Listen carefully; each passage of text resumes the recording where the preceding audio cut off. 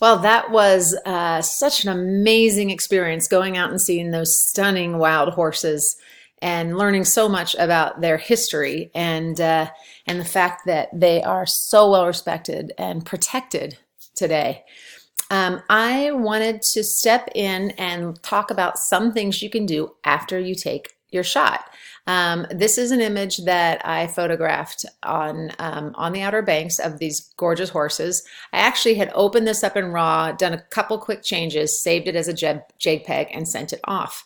In On1 Photo RAW 2020, you can work with all RAW files. And if you go back and look at some of the previous episodes, the after the shot episodes of previous Chasing Frames shows, you'll see a number of times where I'm pulling in RAW files and doing a lot of work. But I want to also show you working with a JPEG because a JPEG has less information to work with than a RAW file. And a lot of people photograph only as JPEGs and not as RAW files. And I want to show you what you can do with a JPEG. So I'm here in On1 Photo RAW, and I have gone from the browsing mode to the editing mode. And I'm going to jump in here and show some ideas of simple things that you can do to make a difference in an image like this. I'm going to open up a little bit more. Let me go in and actually, no, I'm going to keep this for a second. Let me come over here. One of the things I want to show you real quick before I jump into some of the editing options is how useful these presets are, many of which are built into On1. You literally just click presets and you have all these options that you can either create yourself or that come with On1, and they're black and white options, color film options, ones that are great for just simple portraits or landscapes. So you have a lot of options to find something right there, click on something that you think you might like, and then play with it a little bit. Fade down the effect, move it up, go into the overall effects and change some things, enhance them or adjust them as preferred. So that's one of the great things you can do right away when you take an image. But let's see if you want to do some more specific work with an image, what you can do. I'm going to go over here to local adjustments. The local adjustments is such a powerful tool in On1 because you can just add an adjustment, name it whatever you want if you want to make sure that you have kind of a track record of the things that you're doing, and then go in and make changes just on specific parts of the image. So what I'm going to do is very simply create an option to just do what we would normally call dodging and burning. That's the way of dodging an image is adding brighter parts to an image, and burning an image is darkening parts of the image, to put it very simply. And you can use a brush to do this. You can also use a gradient tool. So I'm going to show the two options you can use really quickly. First of all, I opened up an adjustment in local adjustments, and as you can see, it's normally turned to a darker exposure. And I'm going to click on the gradient tool, which allows me to very quickly select a part of the image and make just the change to that part of the image. Here, you'll see that where the change is making as you move around. So when I pop it right in, the change is happening below because you can see that's a darker part of the image. But if you flip the gradient around, it's just going to be working on the above part of the image. You can also open it up a little bit. And so the exposure is already brought down a little bit, but say I want to be able to reduce the haze in an image, kind of open it up for more haze or deepen it to take out some of the haze.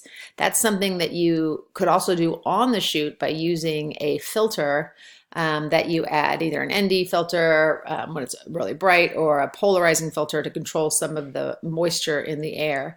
That's something you can also now do in post. I can come over here and raise the saturation. Let's say that it wasn't as vibrant of a sky as I would have liked at the time. Those are little shifts I can do in On1 Photo RAW 2020, and I can even warm up that sky as if there were kind of a light dropping. And if you could see right here, just that simple fix alone or creative license, this is the image before and this is the image after, just adding that effect. And maybe I like the look of it, but it's too much. I can come up here and take the overall slider and take it down based on my taste preferences. So I might bring it to around there. And then I can add a second adjustment and work on a different part of the image as well. So I'm going to add a second adjustment. I'm going to also choose the gradient tool. I'm going to put it down here though. Go ahead and expand on that a little bit, and then make some shifts down here to the sand. So perhaps one of the things I want to do is deepen the sand to lead you into just looking at the horses. But I also might want to add some texture. I can go here into structure, which ends up basically, if you can tell, kind of sharpening part of the image as I prefer. I can say I want that sand to pop a little bit and have kind of more of a warm light hitting it. I can do something like this, bring the tint down to change that kind of pink coming in based on my preferences. I can deepen the blacks or brighten the blacks. You see those change happening right there. I have a lot of options at my disposal here to adjust exposure, bring in some of them, open up some of the midtones, manage some of the shadows. There's basically a lot I can do with this. I'm gonna just pull that down a little bit. And if I'm looking at the overall image, this is where I started, and this is where I end with some of the options with on one in place. And what's great about this is I can make those local adjustments, but I can also back out a little bit and say, let me add an effect to the overall image. Now that I've done those changes, there's a couple things I might want to do that affect the entire image all at once. And perhaps one of those is to add a vignette to the overall piece. I love this vignette option that's built in, Big Softy. I could say that's beautiful. Let me just bring it down a little bit. Let me add another filter that just works on color enhancement.